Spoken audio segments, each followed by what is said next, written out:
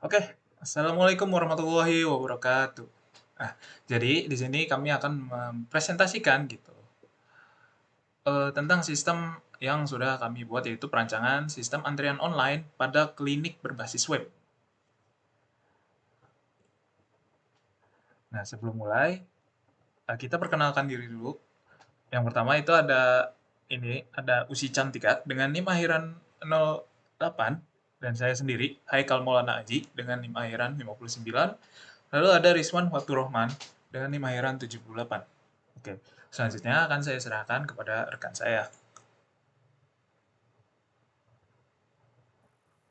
Adapun latar belakang yang membelakangi dalam perancangan eh, klinik ini. Jadi, klinik merupakan salah satu fasilitas pelayanan kesehatan yang menyediakan layanan medis dasar. Namun, dalam praktiknya, banyak klinik di Indonesia masih menerapkan sistem antrian secara manual. Tidak jarang pasien yang datang dari lokasi jauh harus menunggu berjam-jam atau bahkan tidak mendapatkan pelayanan karena dokter sedang tidak bertugas. Nah, permasalahan tersebut itu tidak hanya berdampak kepada pasien, tetapi juga menyulitkan staf klinik dalam melakukan pencatatan dan juga pengelolaan data secara cepat dan juga akurat. Nah, dengan kemajuan teknologi informasi saat ini, digitalisasi sistem antrian menjadi kebutuhan penting. Sistem antrian online berbasis web maupun aplikasi Android memungkinkan pasien melakukan pendaftaran dari mana saja dan juga mendapat antrian nomor secara otomatis serta menyesuaikan kunjungan dengan jadwal dokter yang tersedia. Boleh dilanjut? Adapun rumusan masalah dalam perancangan ini yaitu yang pertama, bagaimana merancang sistem antrian online berbasis web yang dapat mempermudah proses pendaftaran pasien di klinik. Lalu yang kedua ada bagaimana sistem antrian online tersebut dapat mengurangi waktu dan juga meningkatkan efisiensi pelayanan di klinik. Dan yang ketiga, bagaimana pengelolaan data pasien dan nomor antrian dapat dilakukan secara real time dan juga terintegrasi oleh admin klinik. Dan yang terakhir itu metode pengembangan sistem apa yang sesuai untuk membangun sistem antrian online yang efektif dan juga mudah digunakan oleh pengguna.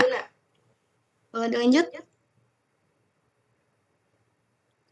Adapun tujuan dari perancangan ini yang pertama itu merancang dan juga membangun sistem antrian online berbasis web untuk mempermudah proses pendaftaran pasien di klinik.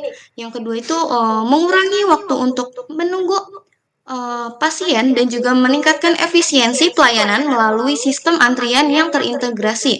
Yang ketiga itu mengembangkan fitur pengelolaan data pasien dan juga nomor antrian secara real time bagi admin klinik. Yang keempat, menerapkan metode pengembangan sistem yang sesuai agar sistem yang dibangun dapat digunakan dengan efektif dan juga mudah dipahami oleh pengguna. Boleh dilanjut? Selanjutnya ada manfaat. Nah, di sini ada 3 manfaat yaitu untuk pasien, dokter, dan juga pengembang dan juga peneliti. Yang pertama itu pasien itu sistem antrian online berbasis web akan mempermudah proses pendaftaran layanan kesehatan tanpa harus datang langsung ke klinik dan dapat memperoleh informasi jadwal dokter secara real time.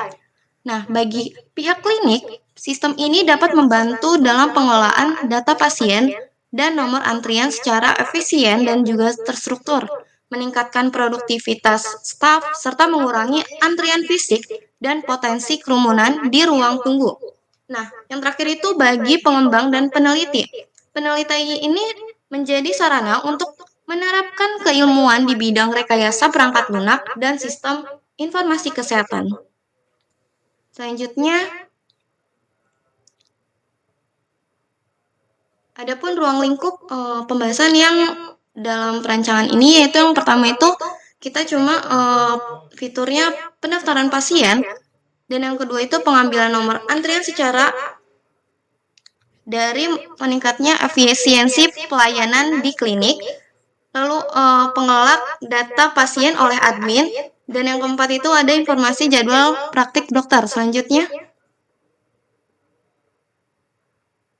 metode pengembangan sistem Penelitian ini menggunakan metode prototype dalam pengembangan sistemnya. Dengan metode ini, pengembang dapat langsung membuat rancangan awal atau prototype dari sistem yang kemudian diuji dan dievaluasi oleh pengguna. Masukan dari pengguna digunakan untuk menyempurnakan sistem sebelum benar-benar diimplementasikan. Lalu selanjutnya, adapun tinjauan pustakanya, yang pertama itu ada rekayasa perangkat lunak. Rekayasa perangkat lunak atau RPL itu merupakan proses pembangunan perangkat lunak dengan menggunakan prinsip dan juga pendekatan rekayasa yang bertujuan untuk menghasilkan perangkat lunak yang handal, efisien, memiliki nilai ekonomi, serta sesuai dengan kebutuhan pengguna.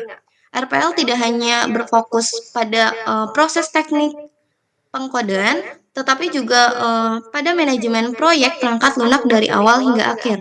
Lalu sistem antrian. Sistem antrian itu merupakan suatu kondisi di mana seseorang atau entitas diharuskan menunggu giliran untuk mendapatkan layanan. Sistem ini dibentuk dari berbagai komponen yang saling terkait, saling mendukung, serta saling secara menyeluruh menyatu untuk mencapai tujuan tertentu secara efisien dan efektif. Lalu ada teknologi web. Website adalah kumpulan, halaman, dan data pendukung seperti teks, gambar, video, serta dokumen digital lainnya yang disimpan di server web dan dapat diakses melalui jaringan internet. Website dapat menyediakan berbagai jenis informasi dan layanan, seperti artikel, pengumuman, pendaftaran layanan, dan aktivitas tertentu, sehingga pengguna dapat memperoleh informasi kapan saja dan di mana saja. Selanjutnya ada database. Database yang digunakan pada perancangan ini adalah MySQL. MySQL merupakan database management system atau DBMS tools open source yang mendukung multi-user, multi-thread, dan populer dan juga free. Berdasarkan teori di atas, maka dapat disimpulkan bahwa SQL adalah bahasa permintaan database tertentu di mana subbab bahasa dapat membuat dan juga memanipulasi data di dalam database. SQL ini digunakan untuk melakukan tugas-tugas seperti melakukan update terhadap database yang merujuk pada konsep relational database management system. Selanjutnya,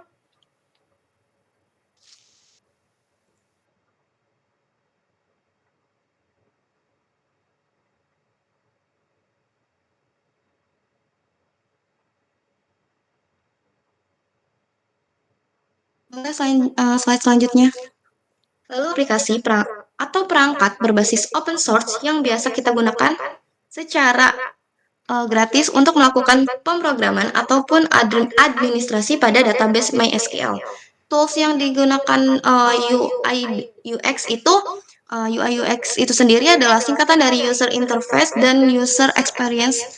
Nah, keduanya itu merupakan sebuah tampilan visual dalam sebuah aplikasi atau alat pemasaran digital dalam bentuk website yang dapat meningkatkan brand yang dimiliki oleh bisnis ataupun perusahaan. Selanjutnya ada metode pengujian. Nah, black box testing ini merupakan pengujian aplikasi yang berkaitan dengan tampilan luar perangkat lunak, dimulai dengan tampilannya dan diakhiri dengan fungsionalitas inputnya. Strategi pengujian black box memiliki beberapa metode seperti partisi, ekuivalensi, dan juga analisis nilai batas. Selanjutnya yang terakhir adalah diagram DFD dan ERD. Nah, data flow diagram atau DFD ini merupakan diagram yang menggambarkan sebuah aliran data yang mengalir dari input dan juga outputnya. Sedangkan pemodelan awal basis data yang sering digunakan adalah entity relationship diagram atau ERD, digunakan sebagai pemodelan basis data relasional. Lalu selanjutnya, slide ini akan dibahas oleh rekan saya.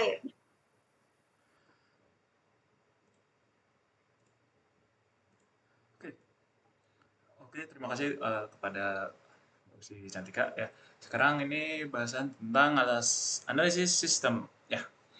Apa sih analisis sistem gitu? Jadi sebelum membangun sebuah sistem gitu, itu tuh perlu gitu. Langkah baiknya untuk melakukan sebuah analisis sistem gitu. Nah, tahapan ini nanti bertujuan untuk memahami apa aja sih kebutuhan pengguna, identifikasi masalah yang emang lagi dibahas gitu, serta merumuskan solusi apa aja gitu untuk menyelesaikan masalahnya gimana. Nah, analisis sistem juga ini menjadi dasar dalam merancang alur kerja, fitur, dan struktur data yang akan dibangun nantinya. Nah, nah, di penelitian ini analisis sistemnya itu dibagi menjadi 3 bagian gitu, yaitu analisis studi kebutuhan, analisis proses bisnis, dan spesifikasi dan kebutuhan yang diperlukan oleh si sistem itu sendiri. Nah, oke. Nah, ini. Nah, yang pertama itu ada studi kebutuhan. Nah, kasarnya gini, studi kebutuhan itu kita sebagai pembuat gitu tuh, ini bakalan mengidentifikasi gitu masalahnya. Nah, kalau dalam apa sih namanya, penelitian ini adalah masalah antrian di klinik yang masih menggunakan sistem manual atau sistem antrian yang harus menunggu lama atau tidak tertib lah, catatan yang tidak efisien lah, dan nah nanti itu bakalan dipelajari gitu di bagian studi kebutuhan. Oke, lanjut ke analisis proses si bisnisnya. Nah, maksudnya apa gitu tuh? Singkatnya gini. Singkatnya itu analisis proses bisnis itu kayak membandingkan gitu tuh. Yang namanya bisnis pasti ada untung ruginya gitu. Nah, membandingkan sistem lama yang serba manual dengan sistem digital yang dirancang atau sistem baru itu tuh lebih lebih lebih baik mana, lebih untung mana, lebih cepat mana, lebih efisien mana, gitu. Nah, kalau pakai manual kan perlu pasien atau pendaftar itu perlu langsung datang ke tempatnya, terus harus ngantri juga. Kadang kalau cuacanya nggak mendukung ya kesal gitu, menyebalkan gitulah. Ngantri itu menyebalkan gitu. Apalagi kalau lama gitu. Nah, kalau dengan sistem online ini tidak gitu ya. Bisa langsung sekaligus secara serentak dan bisa langsung memunculkan nomor antrian dan hanya perlu menunggu sebentar gitu.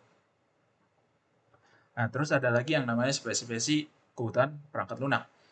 Eh, spesifik singkat aja ya, kita singkat aja. Itu namanya SRS gitu. Nah, gimana itu maksudnya SRS itu tuh nanti merinci fitur dan fungsi utama yang harus dimiliki oleh si sistem yang akan dibuatnya ini sesuai dengan hasil studi kebutuhan gitu. Sesuai dengan apa kebutuhan si penggunanya gitu. Nah, si SRS ini nanti bakalan dibagi menjadi dua fungsi gitu. Dua jenis gitu ya. Yang pertama itu fungsional dan yang satunya itu non fungsional gitu. Kalau untuk yang fungsional itu seperti halaman pendaftaran online, untuk pasien, untuk admin, kartu antrian dan juga semacamnya. Nah, untuk yang non fungsional itu kayak keamanan data, stabilitas sistem, kenyamanan dan kemudahan dalam menggunakan si sistem itu sendiri. Nah, sekarang kita lanjut ke bagian perancangan sistem. Nah, perancangan sistem itu tuh salah satu tahapan yang paling penting gitu dalam rekayasa perangkat lunak atau RPL. Nah, di tahap ini nanti rancangan akan disusun berdasarkan kebutuhan pengguna dan hasil analisis sistem yang sudah dilakukan sebelumnya. Nah, untuk apa? Untuk menghasilkan gambaran yang lebih jelas gitu tentang bagaimana sistem ini bakalan berfungsi, bekerja, digunakan, dikelola. Nah, kalau di dalam konteks lain kesehatan seperti klinik, perancangan sistem ini merupakan langkah yang penting gitu tuh. Karena ini bakalan menjadi berkaitan langsung gitu, berkaitan langsung dengan kualitas pelayanan dan kecepatan penanganan ya dan lain-lainnya gitu. Yang mana mendukung kenyamanan dan kemudahan si pengguna ini. Nah, di penelitian ini perancangan sistemnya itu digambarkan menjadi beberapa bagian. Yang pertama itu ada arsitektur sistem, flowchart, WML diagram, dan DFD dan juga ini serta ERD. Oke, lanjut. Nah, kita masuk ke bagian arsitektur sistem. Nah, sistem antrian online ini dirancang itu untuk menggantikan proses manual gitu yang tidak terstruktur menjadi sistem yang lebih otomatis dan lebih mudah digunakan untuk semua kalangan pengguna, baik itu si pasien atau untuk adminnya itu sendiri. Nah, sistem ini dibangun menjadi eh, 3 bagian gitu. Yang pertama itu front end atau client side itu adalah eh, apa sih namanya side atau sisi untuk si pasien, back end adalah server side itu sisi untuk si server atau pengelola servernya gitu. Lalu database gitu untuk nge-store data.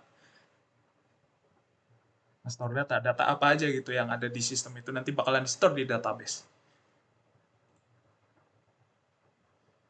Nah, selain itu, selain arsitektur dia arsitektur sistem, di sini ada juga namanya flowchart gitu. Nah, flowchart itu adalah bagian alir atau diagram alir gitu, yang memang dirancang sebagai alat bantu visual untuk menggambarkan alur proses dalam bentuk langkah-langkah yang sistematis. Intinya flowchart itu kayak diagram alir yang ngegambarin gimana sih si sistem ininya tuh bekerja gitu. Nah, flowchart-nya itu ada dua, ada flowchart pasien dan juga flowchart untuk admin. Nah, pertama ini untuk flowchart pasien. Itu seperti ini ya. Ini untuk pengguna, nanti pengguna bakalan masuk ke dalam dashboard, untuk dan mengakses halaman pendaftaran, penggunanya daftar diri, pilih pilih poli dan jadwal prakteknya kayak gimana. Nah, nanti kalau udah selesai, penggunanya bakalan dapat nomor antrian digital atau nomor antri gitu ya. Nah, itu cukup mudah gitu. Nah, sekarang lanjut ke bagian flowchart admin gitu. Nah, di admin, di sini pertama, admin itu harus masuk ke halaman login admin gitu. Itu berbeda dengan halaman untuk pasien gitu. Nah, di sini admin bakalan autentikasi lah istilahnya. Apakah login itu berhasil atau tidak gitu. Jika tidak, maka dibalikin lagi gitu ke halaman admin lainnya, ke halaman halaman login adminnya. Kalau berhasil gitu, bakalan masuk ke dashboard si admin. Nah, si admin nanti ini bisa bisa apa apa namanya? Bisa melakukan kayak kegiatan ya, lihat daftar pasien, verifikasi kehadiran pasien, cetak atau simpan laporan atau riwayat kunjungan dan lain-lainnya gitu. Intinya itu untuk mengelola data klinik dan juga data si pasiennya. Nah, nah lanjut itu selain ke diagram UML gitu. Diagram UML ini apa gitu? Diagram UML itu adalah sebuah bagian penting gitu dalam proses perancangan sistem. Nah, ini diagram ini nanti akan membantu memvisualisasikan bagaimana si sistemnya berfungsi, bagaimana entitasnya saling berinteraksi, dan bagaimana alur data bekerja dalam si sistem ini. Nah, diagram UML itu dibagi menjadi dua ke dalam dalam penelitian ini ya. Yang dipakai itu ada dua. Yang pertama ada use case diagram dan juga class diagram.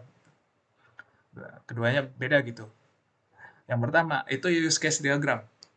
Itu singkatnya, itu tuh diagram yang menunjukkan fitur atau fungsi utama yang tersedia dalam sistem serta siapa sih yang berinteraksi dengan fitur itu. Nah, kalau untuk kelas diagram itu untuk memodelkan struktur objeknya gitu, kayak model dari si sistem itu isinya apa gitu. Menggunakan pemrograman berorientasi objek atau OOP gitu. Nanti isinya dia bakalan gambarin entitas atau objek yang ada di dalam sistem gitu. Dan juga atribut serta relasinya antar kelas. Nah, kita masuk ke use case diagram ya. Ini seperti ini. Nah, di sini user akan dibagi menjadi admin dan pasien. Nah, pasien itu bisa apa namanya? Mengakses atau memiliki keempat fitur ini dan admin juga bisa memiliki keempat fitur ini gitu. Nah, pasien itu bisa mengakses sistem, mengisi formulir pendaftaran, memilih poli, dan melihat nomor antrian. Nah, untuk admin sendiri, mengelola sistem dan melihat data pasien, verifikasi kehadiran, cetak laporan kunjungan, dan lainnya. Nah, kita lanjut ke kelas diagram. Nah, ini. Ini seperti ini. User, admin, poli, pasien, antrian, riwayat kunjungan itu adalah sebuah kelas gitu. Nah, di kelas diagram ini dia bakalan ngejelasin gitu tuh. Apa aja sih relasi atau atribut yang dimiliki gitu di setiap kelasnya gitu. Relasi antar kelas dan atribut yang ada di dalam kelasnya gitu. Oke, contohnya di sini user menyimpan pasien dan juga admin gitu. Dia punya relasi gitu. Istilahnya gitu. Nah, lanjut ke bagian DFD, Data Flow Diagram. Nah, data flow diagram adalah alat bantu untuk pemodelan sistem yang digunakan untuk menggambarkan bagaimana sih data ini mengalir gitu dalam suatu sistem informasi gitu. Nah, di sini itu pakai DFD level 0 dan juga level 1 gitu. Nah, level 0 gimana? Gini, level 0 itu semacam konteks lah, atau semacam paling simpelnya si data ini mengalir gitu. Gitu. Gambaran paling kasar. Dan level 1 adalah sedikit lebih detail gitu. Nah, untuk lebih jelasnya bisa dilihat di gambar ini. Nah, di sini ada di level 0. Nah, ini cuman kayak ya dasarnya aja gitu. Cuman ada beberapa tahap gitu. Nah, kalau beda sama kayak yang level 1. Yang level 1 ini agak sedikit lebih rinci. Seperti kayak apa ya, prosesnya tuh kayak dibikin lebih detail dan bisa apa saja gitu.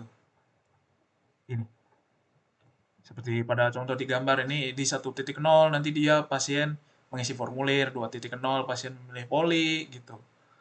Nanti data polinya dan jadwal itu bisa dilihat oleh pasien, data pasien bisa dilihat oleh pasien gitu. Terus sampai ke 5.0 untuk mencetak si admin ini bisa mencetak laporan dan menyimpan laporan. Laporannya apa? Berupa data kunjungan dari si pasien ataupun admin itu sendiri. Dan mana itu bisa dikelola lagi oleh si adminnya. Nah, terakhir ini ada yang namanya ERD, Entity Relationship Diagram gitu. Ya, singkatnya ini kayak representasi visual dari model basis data yang menggambarkan entitas-entitas penting dalam sistem itu tuh punya relasi gitu antar entitas lainnya gitu. Nah, ini nih. Kayak gini untuk menjelasnya. Nah, itu. Poli adalah sebuah entitas. Di sini bisa entitas, bisa kelas ya. Nah, dia itu punya hubungan dengan antrian gitu. Nah, dan juga sama juga itu kayak pasien.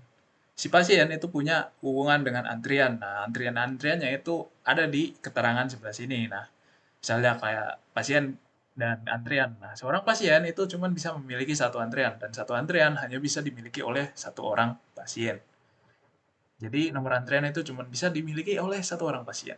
Dan seterusnya itu hingga banyak kelas lainnya juga sama seperti itu. Dan di sini relasinya itu nggak cuma satu banding satu gitu ya, atau one to one gitu. Bisa juga one to many, many to many, dan many to one ya, sama-sama.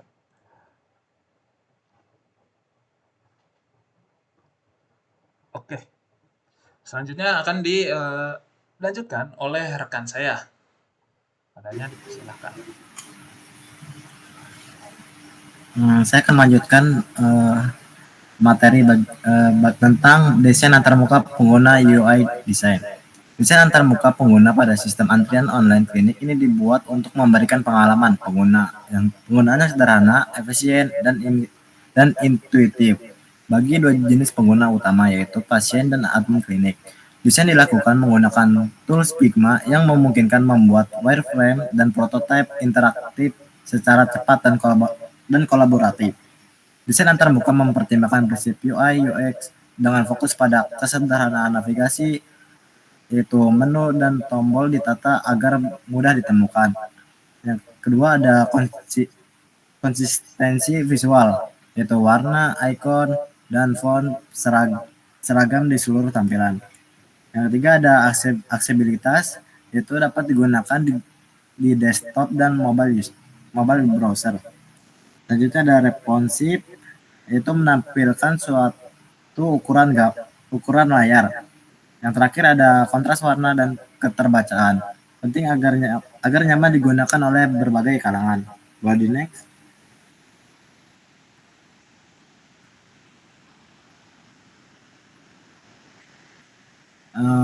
Di sini ada gambar halaman dari tampilan awal. Di tampilan awal ini, sistem menampilkan nama klinik dan deskripsi singkat layanan antrian online. Tersedia tombol masuk untuk login jika sudah ada akun, dan daftar untuk memulai pendaftaran. Yang kedua ada halaman form pendaftaran pasien, yaitu formulir input bagi pasien untuk mengisi data seperti nama, nik, alamat, memilih poli, dan menentukan tanggal kunjungan. Terdapat tombol daftar di bagian bawah untuk melanjutkan pendaftaran. Boleh di next. Selanjutnya ada halaman halaman jadwal dokter menampilkan daftar poli dan jadwal praktik dokter dalam menampilkan berbentuk daftar box. Tombol selanjutnya digunakan untuk melanjutkan proses. Masih ngerti? Selanjutnya ada halaman nomor antrian. Setelah berhasil mendaftar, pasien mendapatkan nomor antrian digital, misal A018, beserta informasi poli dan tanggal kunjungan.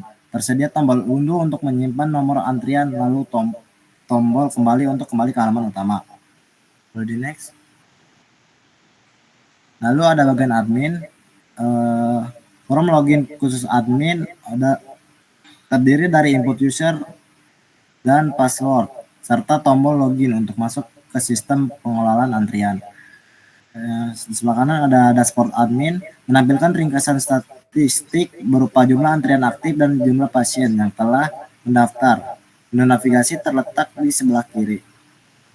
Boleh di next.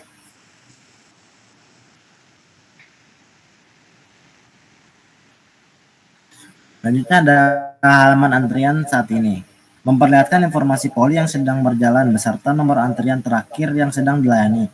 Contohnya ada di situ 18. Tampilan ini membantu admin mengatur giliran. Yang terakhir ada halaman data kunjungan. Berisi tabel daftar kunjungan pasien yang sudah diverifikasi. Tabel berisi nama pasien, tanggal kunjungan, poli yang dituju, dan status kehadiran selesai atau proses dalam bentuk label warna. Boleh di next. Jadi kesimpulannya, berdasarkan proses perancangan yang telah dilakukan, dapat disimpulkan bahwa sistem antrian online berbasis web yang dirancang mampu menjadi solusi dari permasalahan antrian manual di klinik, khususnya dalam proses pendaftaran pasien secara daring, pengambilan nomor antrian otomatis, serta pengelolaan data pasien dan layanan oleh admin.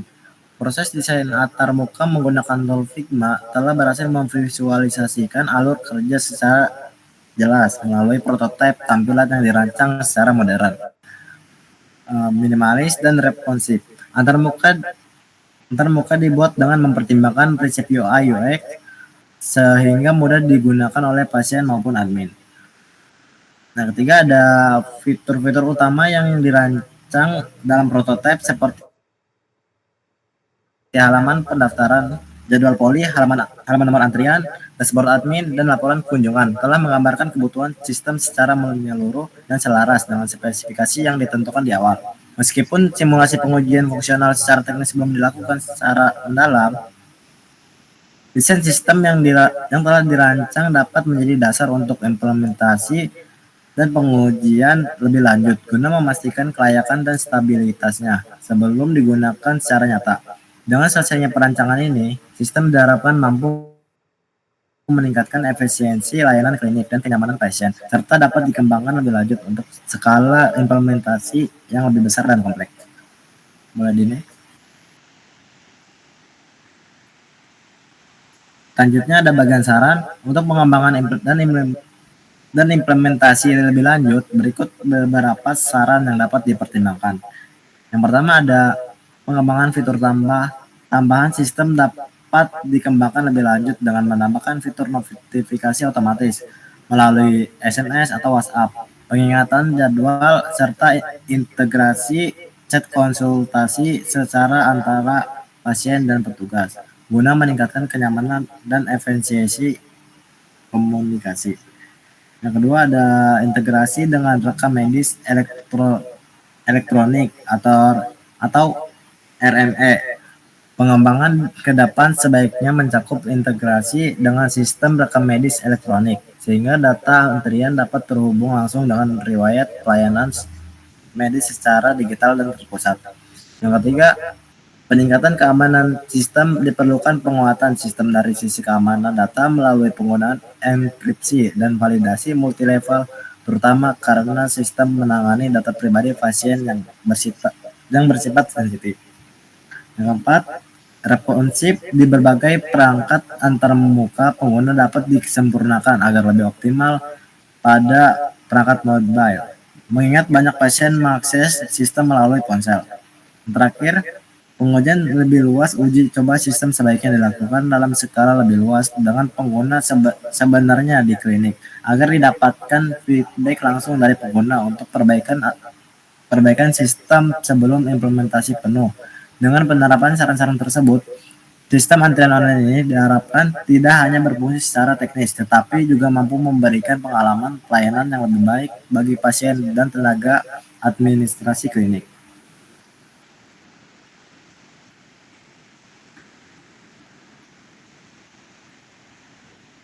Oke. Mungkin itu saja presentasi dari kelompok 2. Ya, itu mungkin ya mungkin sudah cukup itu saja ya presentasi dari kelompok 2 ya. Semoga ya presentasi kali ini dapat menjadi manfaat gitu. Jadi ya kurang lebihnya mohon maaf begitu. Wassalamualaikum warahmatullahi wabarakatuh.